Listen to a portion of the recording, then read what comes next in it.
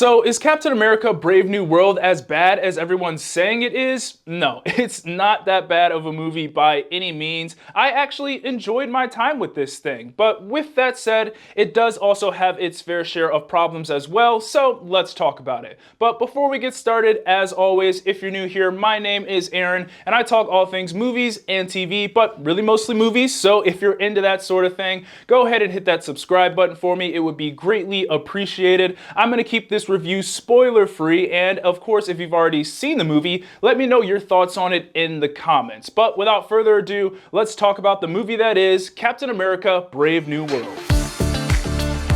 Let me start this review by saying this. This isn't Marvel's best movie, but it's also far from their worst as well. It's kind of just a middle-of-the-pack Marvel movie, and in this fourth installment in the Captain America franchise, we follow Sam Wilson's Captain America, of course played by Anthony Mackie, as he teams up with Joaquin Torres, who is played by Danny Ramirez, to get to the bottom of an espionage plot that could affect the whole world. Jumping right into the good, and the first thing I have here is Anthony Mackie, and really just a lot of this cast I thought did a good job. Starting with Anthony Mackie, I thought he did great, and I think he definitely proved that he can be a leading man in a big franchise such as this. And I honestly can't wait to see him as Captain America in the future and how he interacts with other Marvel characters in the MCU. This film was all about Sam proving that he is a worthy successor to Steve Rogers and can be the future leader of the Avengers despite not having the super soldier serum. And I think this movie did enough to convince me that he is completely capable of that. Anyways, I think Anthony Mackie was at his best when he was paired up with Danny Ramirez and Carl Lumbly. The trio of Sam Wilson, Joaquin Torres, and Isaiah Bradley is a trio that I simply just can't get enough of. And I hope we get to see more of this trio down the road because they just didn't get enough screen time together in this movie. But when they were on screen, they had great chemistry and they were just a lot of fun to watch. Now, of course, I can't move on without mentioning Harrison Ford as Thaddeus Ross. I also think he did a really good job in this thing.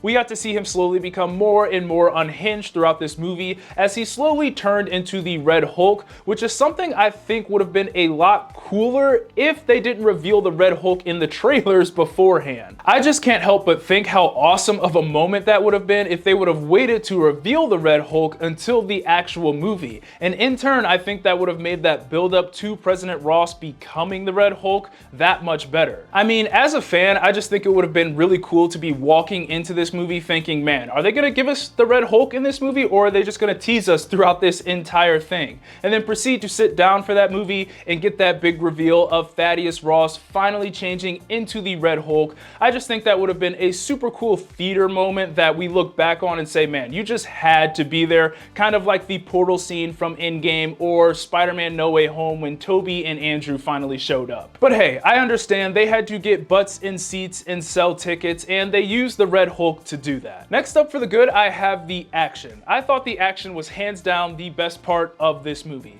Now, I will say it did get a bit choppy at times with all of the cuts, but overall it was good. Everything from the hand-to-hand combat to the way they used Captain America's shield, even the flying sequences were just all awesome. The fight scene where they were flying around the Celestial was just incredible and so creative in terms of action. And for the Red Hulk fight, even though I wish we did get more of it, it was still really cool and I was satisfied with what we got out of that fight. I also liked how they made Sam vulnerable in this. Now, he is a great fighter and they definitely showed that, but he's also not invincible because he doesn't have that super soldier serum. He's just a normal dude at the end of the day. So every now and then he would get hit and he would get hurt, he'd get wounded, and I just thought that was a really cool aspect of his character because for me, it made him a little bit more realistic and relatable, and essentially that's what his version of Captain America represents. He's the guy that people can aspire to be because at the end of the day, he is just a normal dude. Moving on to the so-so, and the first thing I have here is that the story did feel a bit choppy and clunky at times.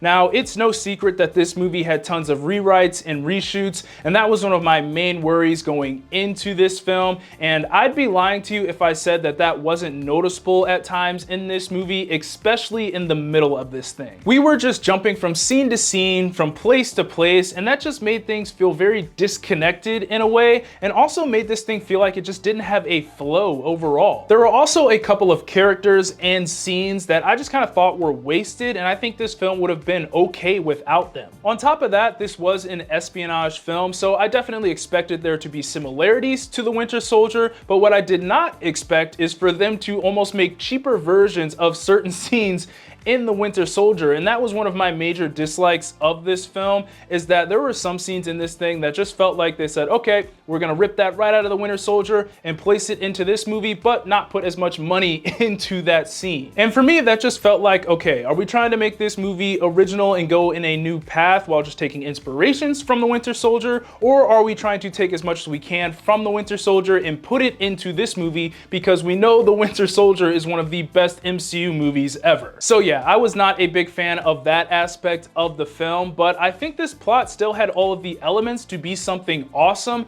But with all of the reshoots and rewrites, there were very few times in this movie where I thought the pacing and just overall flow of the story was good. Next up for the so-so, I have the dialogue, and the best way I can describe the dialogue in this movie is that it just felt weird sometimes. It was very exposition heavy to the point where they were over-explaining and re-explaining everything that was going on with the plot. It just felt like they kind of took the easy way out and decided to tell us everything that was going on through exposition instead of showing us, or heck, letting us figure it out as the movie goes on. And for the weird part of it, it just felt like at times they weren't letting the actors be loose with the script and kind of, inject their own personality and things into this script. It felt like this thing was very tight, and sometimes they had to recite this script word for word, and that just made some of the delivery of some of these lines feel weird and awkward to me. And finally, getting into the bad, and the first thing I have here is our main villain, the leader, and I just feel like he could have been a stronger villain in this thing. He was obviously the guy that was just pulling all the strings behind the scenes in this big espionage plot,